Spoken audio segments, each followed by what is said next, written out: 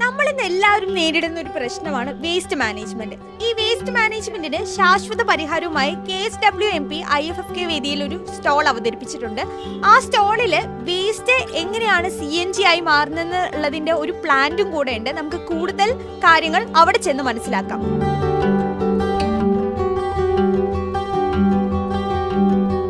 KSWMPയുടെ ഉദ്യോഗസ്ഥർ നമ്മളോടൊപ്പം ചേരുന്നുണ്ട്. നമുക്ക് അവർ തന്നെ ഈ പ്ലാന്റ് എന്താണെന്ന് വിശദീകരിച്ചു തരും. മാഡം, എന്താണ് ഈ പ്ലാന്റ്?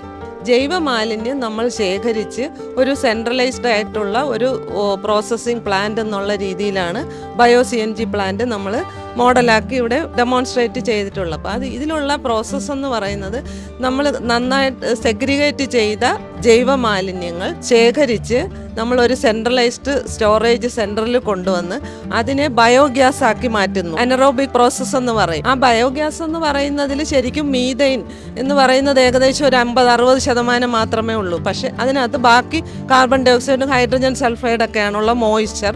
അപ്പോൾ ഈ carbon dioxide, hydrogen sulphide, moisture എന്നൊക്കെ ഉള്ളത് നമ്മൾ റിമൂവ് ചെയ്ത് കഴിഞ്ഞാൽ ഈ മീഥൈൻ്റെ കോൺസെൻട്രേഷൻ നമുക്ക് 90% വർദ്ധിപ്പിച്ചെടുക്കാം. അപ്പോൾ ആ ഒരു പ്രോസസ്സാണ് ബയോ CNG പ്ലാന്റിൽ നമ്മൾ ഈ കിട്ടുന്ന ബയോഗ്യാസിനെ കംപ്രസ് ചെയ്ത് പ്യൂരിഫൈ ചെയ്ത് ഫ്യൂവലായിട്ടുള്ള ക്ലീൻ ഫ്യൂവൽ എന്നാണ് ഇതിൻ്റെ, അതായത് ഒരു sustainable solution in waste management. കൂടാതെ നമ്മുടെ ഫോസിൽ ഫ്യൂവൽസിൻ്റെ കൺസർവേഷനും കൂടി ഇതിനൊരു സൊല്യൂഷനാണ്. അതിൽ KSWMP ഇപ്പോൾ കേരളത്തിൽ ഒരു മോഡലായിട്ട് നമ്മുടെ ചങ്ങനാശ്ശേരിയിൽ ഒരു പ്ലാന്റ് വിഭാവനം ചെയ്യുന്നുണ്ട്. ഇതൊരു sustainable solution of waste management ആണ്.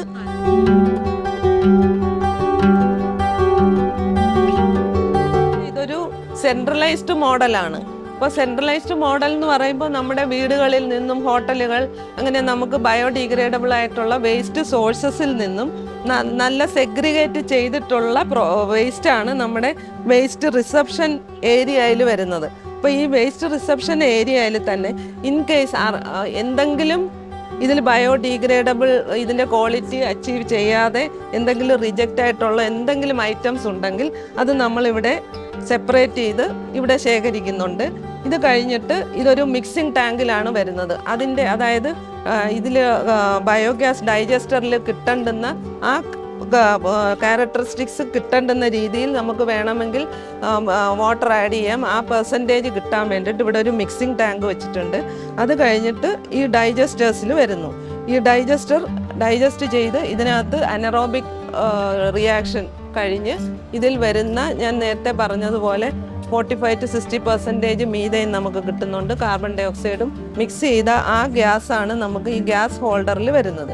ഈ ഗ്യാസ് ഹോൾഡറിൽ നിന്നും ഇനി നമുക്ക് ചെയ്യേണ്ടത് ഇതിനെ കംപ്രസ് ചെയ്ത് ഇതിലുള്ള ഇമ്പ്യൂരിറ്റീസ്, അതായത് കാർബൺ ഡൈ ഓക്സൈഡും ഹൈഡ്രജൻ സൾഫൈഡും മോയ്സ്ചർ എല്ലാം റിമൂവ് ചെയ്യുന്നതിന് വേണ്ടിയിട്ട് ഉള്ള ഒരു പ്രോസസ്സാണ് ഈ കംപ്രഷൻ സ്റ്റേജിൽ ഇവിടെ ഈ ചെയ്തിരിക്കുന്നത്. അപ്പോൾ ഇതെന്ന് പറയുന്നത് ETP ആണ്. അതായത് ഇതിൽ നിന്നും നമ്മൾ ഡ്രൈ ചെയ്ത് ഇതിൽ ഞാൻ പറഞ്ഞ പോലെ FOM മാനുവർ വാല്യൂ ഉള്ള ഡൈജസ്റ്റേറ്റും കിട്ടുന്നുണ്ട്, മാനുവറും കിട്ടുന്നുണ്ട്. അതിൽ ലിക്വിഡ് സ്ട്രീമിനെ സെപ്പറേറ്റ് ചെയ്ത് ഈ ETPയിൽ ട്രീറ്റ് ചെയ്ത് നമുക്ക് ഒന്നുകിൽ ഇതിനെ തന്നെ റീസൈക്കിൾ ചെയ്യാനുള്ള പ്രൊവിഷനും കൊടുത്തിട്ടുണ്ട്.